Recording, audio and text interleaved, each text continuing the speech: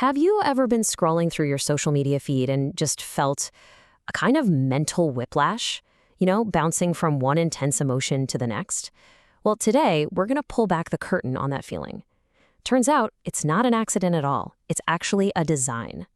So let's just ask the big question right up front. Is your feed, with that endless, totally contradictory stream of content, intentionally designed to confuse you? The answer, you'll see, is pretty unsettling. It all starts with this thing we can call algorithmic chaos. And you know this feeling. It's that dizzying, almost hypnotic experience of just scrolling on your phone, where your brain gets pulled in a dozen different directions in under a minute. I mean, think about your own feed. 1 second, you're watching a clip that makes your blood absolutely boil. Swipe. Next thing you know, it's this super calm, mindful video about healing trauma. Swipe. An ad for a car you definitely can't afford. Swipe. Some celebrity breakup drama. This crazy rapid-fire sequence isn't random. It's a very specific process that behavioral experts call emotional cycling, or fractionation. And we've got to be really clear about the goal here, because it's not just about keeping you entertained. The whole point of this algorithmic chaos is to fracture your focus, to literally fatigue your logical brain. And when that happens, you become more emotionally volatile and suggestible. Or, to put it another way, more programmable. What's so wild is that this modern digital tactic, it's not new at all. It actually has a formal name and a long, kind of dark history. It's known as the Alice in Wonderland technique, and the psychology behind it is incredibly powerful. At its core, the technique is designed to completely dismantle a person's internal logic, and it works by deliberately interrupting what experts call our invisible behavioral scripts. Those little pre-programmed mental shortcuts our brains use every single day to figure out what's going on and what's normal. So here's how it works, step by step. First, all that chaos in your feed interrupts your brain's normal script. It throws a wrench in the works. Second, your mind kind of short-circuits. It hits what's called a freeze point, where it just can't run its usual logic. And third, and this is the key part, in that moment of total confusion, your brain desperately latches on to the very first solid, logical-sounding idea it hears, completely bypassing your critical thinking.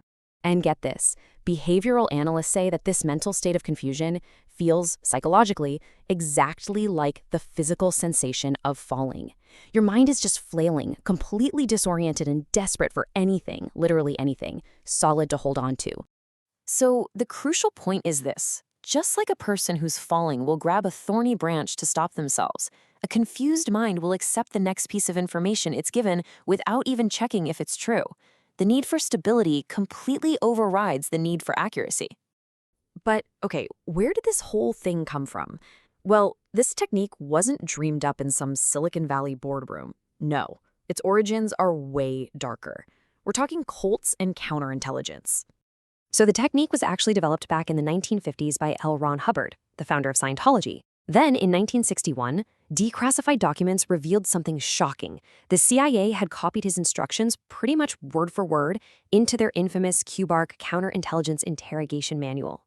And now, today, those exact same principles are being used on a massive scale through our social media feeds. Now, it's really important to understand this. The CIA wasn't using this technique to get information out of someone.